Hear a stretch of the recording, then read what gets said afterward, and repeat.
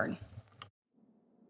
Thank you so much, Madam Chairman. Mr. Puerto, I am so sorry for your loss. I noted that you said your son had an ADHD diagnosis, and I was looking at figures last week from our TennCare, which is our Medicaid program in Tennessee, and there are over 400,000 children in our state of 7 million people that have an ADHD diagnosis. I know that we have so many times seen kids that to deal with the pain would try to get something, and my heart breaks for you.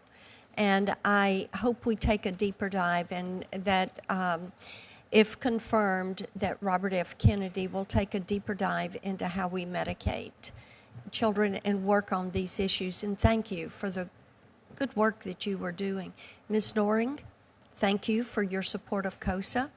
I appreciate that, and we share your heartbreak. I stepped out of committee to go speak to a group of children that are here for Wired Human and are working on this issue. And the work that you and other parents have done has encouraged these children to stand up and be a resource to their peers and to help them through this issue. So I thank you for that good work that you are doing. Sheriff Barnes, I want to talk with you about Haida. I know that in 22, we had 134 criminal organizations that were dismantled by Haida. We had over 8,700 kilograms of drugs that were removed nationally. And in Tennessee, our TBI director, Director Roush, every time he sees me, he says, we have to reauthorize Haida because it is effective.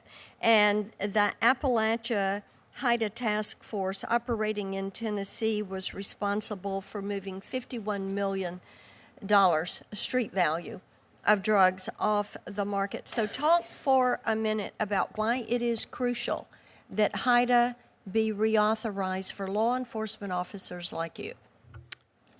Thank you, Senator Blackburn, and thank you for the reauthorization of Haida. It's very important, and Director Roush is a good friend. He's a good man. I will summarize it this way. At this time in our nation's history, the worst time of our narcotics trafficking and deaths, this is not the time to disenfranchise or divest from the Haida program. The Haida programs are national. They rely on local law enforcement task forces and contributions. The Haida funding doesn't really fully fund the Haida programs. It offsets those contributions from locals. And right now, with our municipal agencies having hiring problems, they're stepping away from the Haida programs. Keeping them staffed is very difficult. So that reauthorization is very critical to keep the glue together, to keep the Haida programs running. I have talked to, and I want to stay with you, Sheriff, talked to some of our law enforcement agencies, and they have talked about sanctuary city policies. And I know that Senator Lee brought this up with you. But it seems that in a sanctuary city, to go after these traffickers, that it is more difficult, that sometimes you have to find workarounds. And I would love for you to talk for just a minute about what we can do that would help you all as you try to deal with these sanctuary cities to get these drugs off the street. Senator, it's even worse for me in California because of Senate Bill 54 passed about 6 years ago that prohibits my dialogue with federal partners on immigration issues. I have the ability to turn our high-level offenders only to ICE. They don't always pick them up, which requires me to release them back in the communities in which they reoffend, oftentimes with the communities that they preyed upon.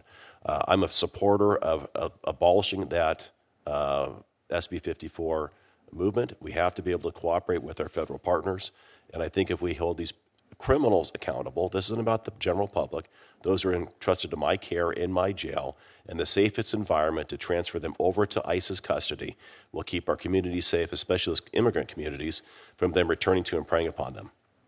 And, so many people will say when they get back out, when they evade law enforcement in these sanctuary cities, that they really return even more committed to abuse people in those communities where they have been trafficking those drugs, to pick up the pace of selling the drugs. And I look at these sanctuary city policies and I think how difficult it makes your job when you're trying to keep our community safe. And we thank you for the work that you're doing. We thank each of you for being here today. Senator Blumenthal and I are going to continue to push COSA to get, as you said, Ms. Noring, that foundational law that will allow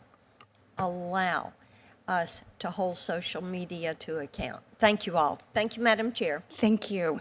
Senator Schmidt. Thank you, Madam Chair. Two hearings and you're chairing the committee. This is, wow, it's amazing. Thank